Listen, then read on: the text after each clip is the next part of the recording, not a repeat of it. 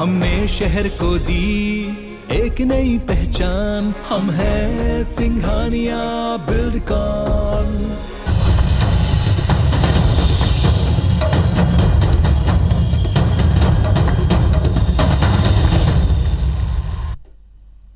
नमस्कार, मैं हूं आकांक्षा और आप देख रहे हैं IBC 24 छत्तीसगढ़ से जुड़े हमारे इस खास बुलेटिन में आप सभी का स्वागत है। सबसे पहले रुक करेंगे बड़ी खबर का। गरियाबंद से मिल रही जहां सड़क हादसे में 4 लोगों की मौत हो गई है, 15 घायल बताए जा रहे हैं। सभी घायलों का जिला अस्पताल में इलाज जारी है। बताया जा रहा है कि जोबा मोड़ के पास ट्रैक्टर और ट्रक की भिड़ंत में ये दर्दनाक हादसा हुआ है।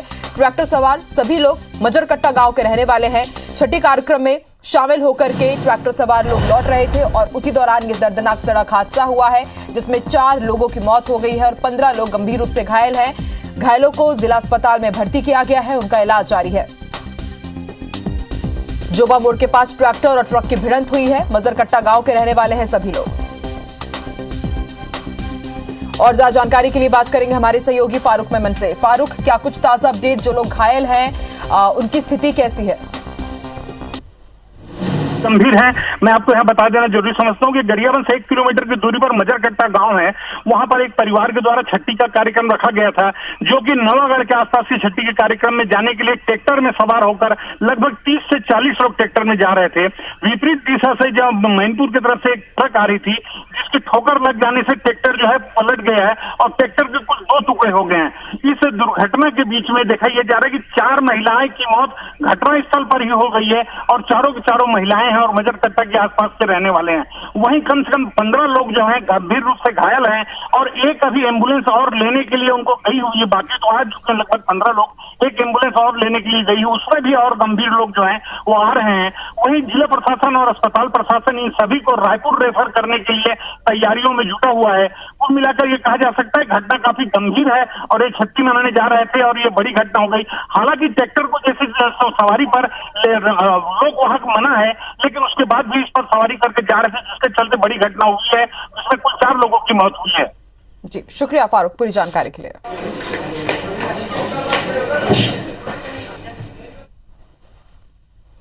बढ़ते आगे रुक करेंगे कुछ दूसरी खबरों का। 5 राज्यों में हुए विधानसभा चुनाव में मिली करारी हार के बाद कांग्रेस के अंतरिम अध्यक्ष सोनिया गांधी ने 5 राज्य के पार्टी प्रमुखों से इस्तीफा मांगा है। हाल ही में हुए विधानसभा चुनाव में कांग्रेस उत्तर प्रदेश, उत्तराखंड, पंजाब, गोवा और मणिपुर में बीजेपी ने 4 राज्यों में जीत दर्ज की। वहीं पंजाब में भी कांग्रेस अपनी कुर्सी नहीं बचा पाई। यहां आम आदमी पार्टी ने 92 सीटों पर जीत दर्ज की है। चुनाव नतीजे सामने आने के बाद 10 मार्च को ही पंजाब कांग्रेस अध्यक्ष नवजोत सिंह सिद्धू ने इस्तीफा दे दिया था। अब उत्तराखंड के कांग्रेस प्रदेश अध्यक्ष गणेश गोदियाल ने भी पद से इस्तीफा दे दिया है। उत्तर प्रदेश के कांग्रेस प्रदेश अध्यक्ष अजय कुमार लल्लू है और गोवा कांग्रेस प्रदेश अध्यक्ष गिरीश चोंडाकर हैं। मणिपुर में ये जिम्मेदारी कांग्रेस नेता एन लोकेन सिंह के पास है। सभी से कांग्रेस के अंतरिम अध्यक्ष सोनिया गांधी ने इस्तीफा मांगा है।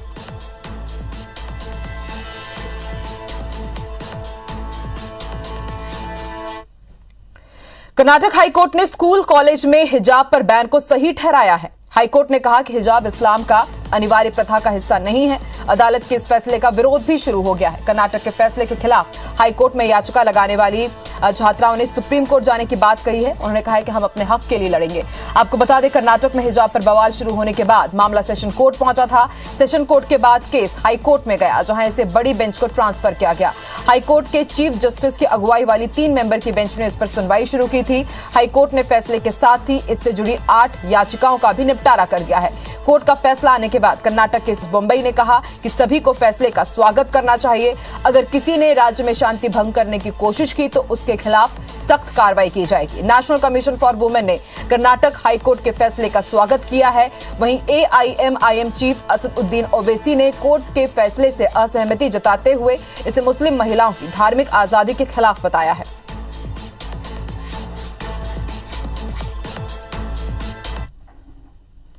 फिल्म द कश्मीर फाइल्स को लेकर पूरे देश में राजनीतिक आरोप प्रत्यारोप लगाने का दौर शुरू हो गया है। इसी कड़ी में छत्तीसगढ़ में भी कांग्रेस और भाजपा नेताओं के बीच तीखी बयानबाजी हो रही है।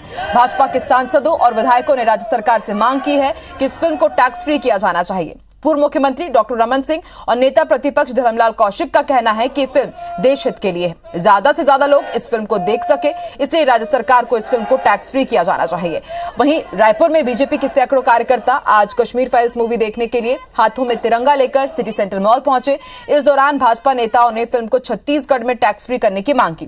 भाजपा नेताओं की मांग पर संस्कृति मंत्री अमरजीत भगत का कहना है कि टैक्स फ्री करने का कोई प्रस्ताव नहीं है। भाजपा इस फिल्म को लेकर केवल राजनीति कर रही है।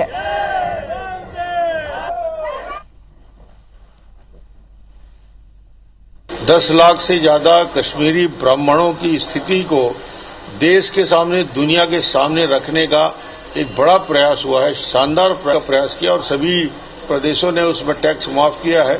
छत्तीसगढ़ में भी होना चाहिए। मुझे लगता है कि इसको राजनीतिक चश्मे से न देख करके जनहित में देखना चाहिए और जनहित में देखते हुए इसको टैक्स फ्री करने की मांग करते हैं, उसको टैक्स फ्री करें ताकि छत्तीसगढ़ के जो नागरिक हैं वो भी यथार्थ को जान सके। कश्मीर फाइल जो फिल्म आई है वो बाकी फिल्मों की तरह ही यहाँ पर प्रसारण हो रहा है। इसमें दल विशेष के लोग राजनीति करने का प्रयास कर रहे हैं। छत्तीसगढ़ विधानसभा में आज भी कई मुद्दों पर विपक्ष ने सरकार को घेरा, जिसका सरकार ने पुरजोर जवाब भी दिया। किसान आंदोलन, संजीवनी एम्बुलेंस और वन विभाग की निविदाओं में गड़बड़ी को लेकर विपक्ष के विधायकों ने अपनी बात रखी, जिस पर सरकार ने कार्रवाई की जानकारी दी। रिपोर्ट देखिए। छत्तीसगढ़ विधानसभा में विपक्ष ने नवा रायपुर के किसान आंदोलन, 108 संजीवनी एम्बुलेंस और यूजर चार्ज समेत कई मुद्दों पर सरकार को घेरने की कोशिश की। विधानसभा में नेता प्रतिपक्ष धर्मलाल कौशिक ने ग्रामीण चिकित्सा इकाई और 108 संजीवनी एम्बुलेंस के अनुबंध से जुड़ी फर्म के शर्तों का पालन नहीं करने को लेकर स्वास्थ्य मंत्री का ध्यान आकर्षित कराया, जिस पर स्वास्थ्य मंत्री की गैर मौजूदगी में वन मंत्री मोहम्मद अकबर ने जवाब दिया। उन्होंने बताया कि अनुबंध में संबंधित फर्म के शर्तों का पालन नहीं किए जाने की शिकायतों पर कार्रवाई की जा रही है। सरकार की महती योजना कि लोगों के जान को सुरक्षित रखना, उनके स्वास्थ्य के ऊपर प्रतिकूल असर न पड़े, लेकिन इसमें खुल के धज्जियां उड़ाई गई है और खुल के धज्जियां उड़ाने के बाद में जो समुचित कार्रवाई होनी चाहिए वो कार्रवाई तो नहीं हुई, केवल पेनाल्टी लगाया गया। मंत्री ने कहा है कि हम उसको दिखवाएंगे और उसमें विधिवत क्या कार्रवाई की जा सकती है। धर्मलाल कौशिक ने वन विभाग की निविदाओं में गड़बड़ी का मामला भी उठाया। उन्होंने पूछा कि जब अधिकारी दोषी पाए गए हैं तो कार्रवाई कब तक होगी। इस पर वन मंत्री ने माना कि 37 में से 33 निविदाओं में अनियमितता पाई गई है। इनमें 7 भारतीय वन सेवा और 2 राज्य वन सेवा के अधिकारी दोषी पाए गए हैं, जिन्हें शो कॉज नोटिस जारी किया गया है। वहीं मंत्री अमरजीत भगत ने बीजेपी पर निशाना साधा। मैंने ये भी कहा कि 2020 का मामला है तो इसमें कार्रवाई कब तक होगी। 15 दिन का उन्होंने कहा है हाउस के अंदर में, 15 दिन के अंदर में उसके जवाब आ जाएगी और जवाब आने के बाद में उनके ऊपर कार्रवाई सुनिश्चित करेंगे। जब आपके पास समय था तो आपने कुछ किया नहीं। एक उनका बचता है ना भजन कि प्यासे को पानी पिलाया नहीं, बाद अमृत पिलाने से क्या फायदा। विधायक बृजमोहन अग्रवाल ने यूजर चार्ज और रायपुर के गोल बाजार का मामला उठाया। मामले में स्थगन और ध्यानाकर्षण दोनों की सूचना सदन को दी गई। अग्रवाल ने आरोप लगाया कि यूजर चार्ज के नाम पर लोगों को लूटा जा रहा है। प्रश्नकाल में भी विपक्ष ने सरकार को कई मुद्दों पर घेरने की कोशिश की। यूजर चार्ज इंदौर में कम है, भोपाल में कम है, दिल्ली में कम है, बंबई में कम है। देश के कोई भी स्मार्ट सिटी में जो यूजर चार्ज है वो रायपुर से कम है। छत्तीसगढ़ विधानसभा में शून्यकाल के दौरान नवा रायपुर प्रभावित किसानों के आंदोलन का मुद्दा उठा। बीजेपी के शिव रतन शर्मा ने आंदोलनरत किसानों और किसानों की मौत का मामला उठाया। वहीं विधायक नारायण चंदेल ने सरकार पर किसानों के आंदोलन पर ध्यान न देने का आरोप लगाया। Bureau report, IBC 24। Chhattisgarh Congress के प्रदेश प्रभारी पीएल पुनिया आज खैरागढ़ विधानसभा उपचुनाव के सिलसिले में बुलाई गई चुनाव समिति की बैठक में शामिल होने के लिए रायपुर पहुंचे। रायपुर एयरपोर्ट पर मीडिया से बात करते हुए पीएल पुनिया ने कहा कि खैरागढ़ सीट के लिए उम्मीदवार के नाम पर कमेटी चर्चा करेगी। नामों के पैनल में से कुछ को शॉर्टलिस्ट कर स्वीकृति के लिए हाईकमान के पास भेजा जाएगा। महिला उम्मीदवार उतारे जाने के सवाल को उन्होंने नकार दिया। साथ ही राज्य सरकार के कामकाज की जमकर तारीफ करते हुए कहा कि राज्य सरकार के कामकाज की समीक्षा देश भर में हो रही है और खुद प्रधानमंत्री यहाँ के मॉडल को अपनाने लाने की बात कर चुके हैं। 5 राज्यों के चुनाव नतीजे आने के बाद कांग्रेस में नेतृत्व परिवर्तन के सवाल पर पीएल पुनिया ने कहा कि कुछ लोग इस तरह की व्यक्तिगत बातें कर रहे हैं और जो कर रहे हैं पार्टी में उनकी कोई हैसियत नहीं है, इसलिए इस पर कोई प्रतिक्रिया देना भी उचित नहीं है। खैरागढ़ में कौन प्रत्याशी हो उसकी सिफारिश राष्ट्रीय अध्यक्ष के लिए भी विचार किया जाएगा, तो काफ़ी व्यस्त कार्यक्रम रहेगा।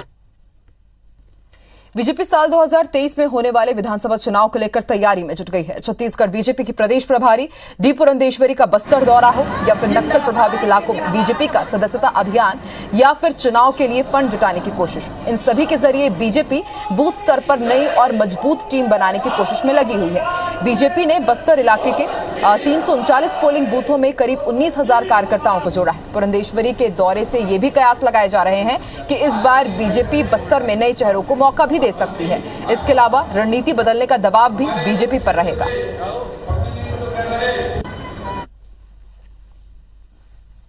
संगठन पर दृष्टि डालने के लिए ही आई हूँ और मेरा 3 दिन का दौरा होगा। सब कार्यकर्ता बहुत उत्साहित है और जिस तरह से उत्साह के साथ वो काम कर रहे हैं, ज़रूर लगता है कि 2023 में जब हमारी चुनाव होगा अच्छी सफल हमको ज़रूर मिलेगी। रायपुर नगर निगम के सामान्य सभा में आज 1,475 करोड़ रुपए का बजट पेश हुआ। सदन में काफी हंगामे और शोर शराबे के बीच महापौर एजाज ढेबर ने 90 लाख रुपए घाटे का बजट पेश किया, जिसमें कई अच्छे प्रावधान भी किए गए हैं। हालांकि विपक्ष ने सामान्य सभा शुरू होते ही पिछले प्रावधानों पर वादाखिलाफी का आरोप लगाते हुए जमकर हंगामा किया और वो निलंबित भी हुए। इन सब के बीच पहली बार राज्यपाल अनुसुईया उइके निगम मुख्यालय पहुंची। उन्होंने पार्षदों को जनता की समस्याओं को लेकर संवेदनशील रहने की नसीहत दी। रिपोर्ट देखिए।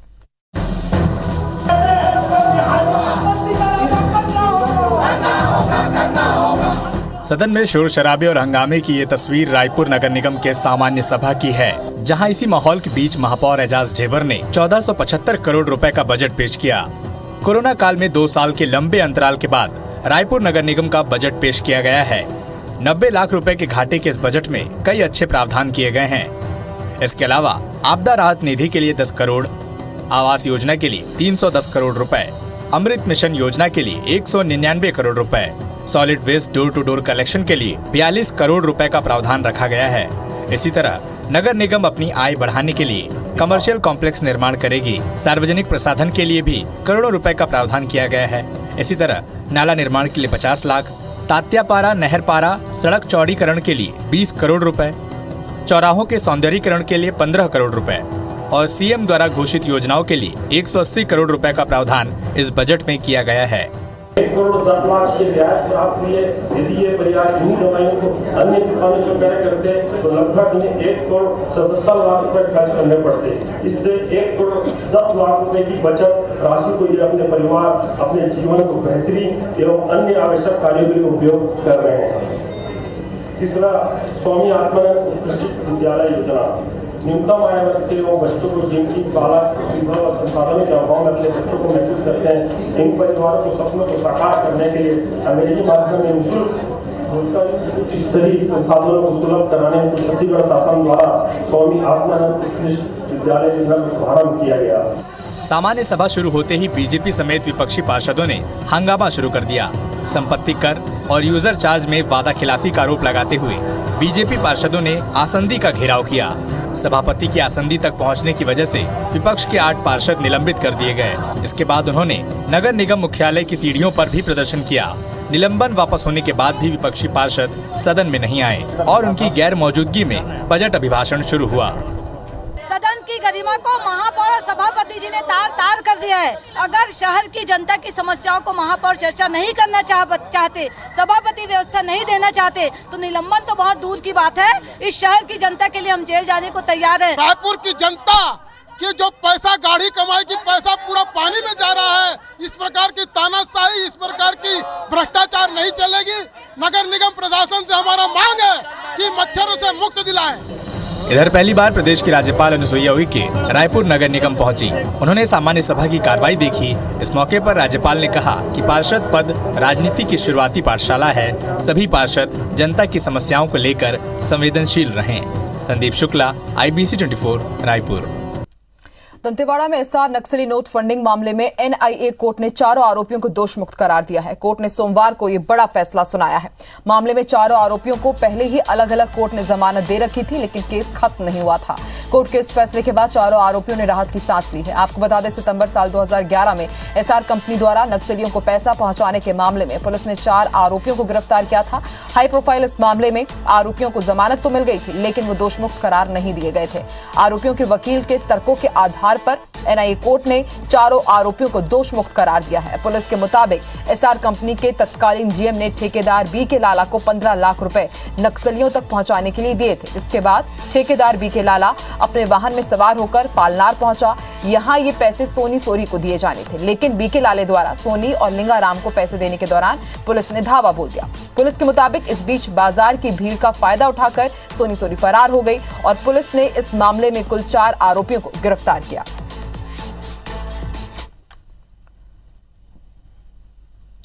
दंतेवाड़ा सुकमा की सीमा पर पुलिस और नक्सलियों के बीच हुई मुठभेड़ में जवानों ने 2 महिला नक्सलियों को मार गिराया है। मारे गए नक्सलियों से पुलिस ने 3 बंदूक, 2 टिफिन बम और अन्य नक्सल सामग्री बरामद की है। इलाके में अब भी सर्च अभियान चलाया जा रहा है।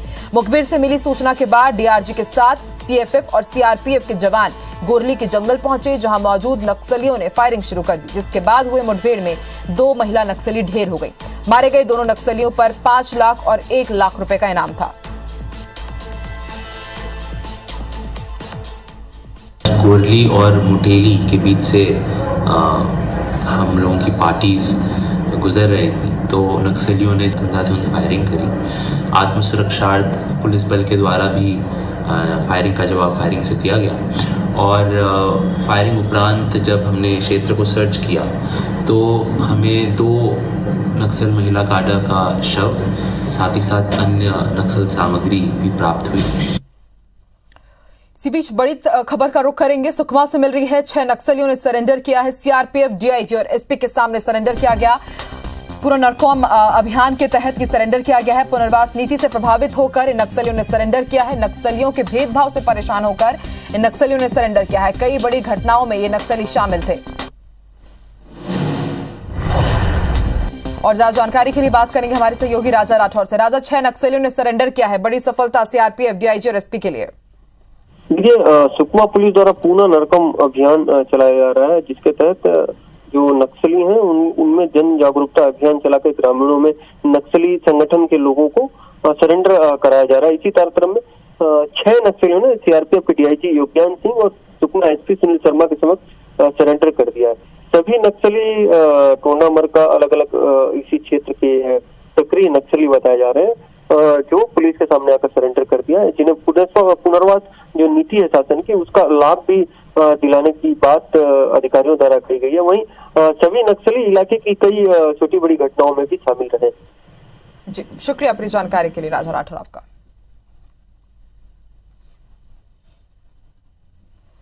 बढ़ते आगे, बिलासपुर हाईकोर्ट की डिवीजन बेंच ने निलंबित एडीजी मुकेश गुप्ता के प्रमोशन मामले में शासन की अपील खारिज कर दी है। इससे पहले अदालत ने सुनवाई पूरी करने के बाद इस मामले में फैसला सुरक्षित रख लिया था। मुकेश गुप्ता को राहत देते हुए कैट ने प्रमोशन निरस्त करने के आदेश पर रोक लगा दी थी। कैट के इस फैसले के खिलाफ राज्य शासन ने हाईकोर्ट में अपील की थी। निलंबित आईपीएस मुकेश गुप्ता को तत्कालीन बीजेपी सरकार ने साल 2018 में प्रमोशन देकर एडीजी से डीजी बना दिया था। बाद में कांग्रेस सरकार ने गुप्ता की जांच की फाइल खोल दी और उनके खिलाफ अलग कई आपराधिक प्रकरण दर्ज किए गए थे। साल 2019 में उनके प्रमोशन आदेश को निरस्त कर दिया गया। गुप्ता ने प्रमोशन आदेश निरस्त करने के खिलाफ कोर्ट में याचिका दायर की थी और कैट ने उनके पक्ष में फैसला देते हुए प्रमोशन निरस्त करने के आदेश पर रोक लगा दी। राज्य शासन ने कैट के इस फैसले के खिलाफ हाईकोर्ट में अपील पेश की थी।